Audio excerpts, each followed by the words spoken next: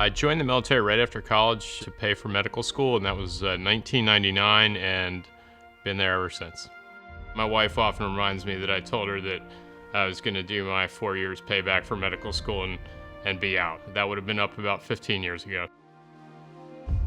I'm the director of the Air Force's Center for Sustainment of Trauma and Readiness Skills at the University of Maryland, and I've been in that position for 2 years. We bring Air Force medics to Baltimore to train before they go overseas to treat trauma patients.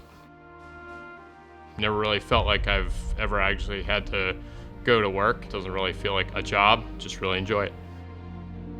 First time I was deployed was 2009 to Indonesia after an earthquake on a humanitarian mission. In 2010, I was deployed to Southwest Asia with a small surgical team. In 2015, I was deployed to West Africa in support of special operations, and in 2017 as well. In 2021, I was deployed to Afghanistan as the deputy commander for medical services and ended up there till the very end of the withdrawal from Afghanistan.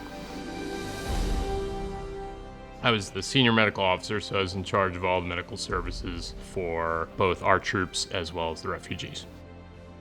From August 15th through August 30th, we were responsible for getting out approximately 125,000 Afghan refugees to the United States alone. With that many people in that kind of short time, there were a lot of traumatic injuries, there were a lot of regular illnesses that occurred, and then we had the suicide bombing on August 26th.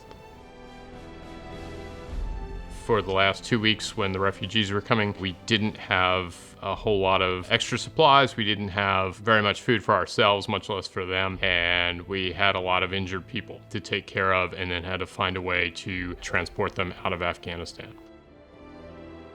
The hardest part for me was the day of August 26th when the suicide bombing hit. I've been in the military for almost 20 years at this point, and seeing a first truck roll up with 12 American soldiers that had passed away was just kind of a gut punch. I think we just kind of realized that we had a lot to do that night. We had 63 other patients to deal with to get out of there and make sure they were able to get out of there safely. So it was just kind of putting it through our minds that we had a job to do and we had to keep moving through.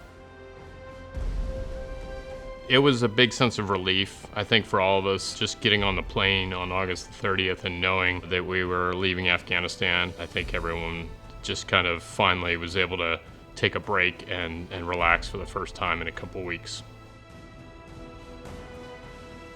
I'm Colonel Bruce Lynch, the director of the Air Force Sea Stars program here in Baltimore, and I'm proud to be this week's hometown hero. Go Ravens, beat the Falcons.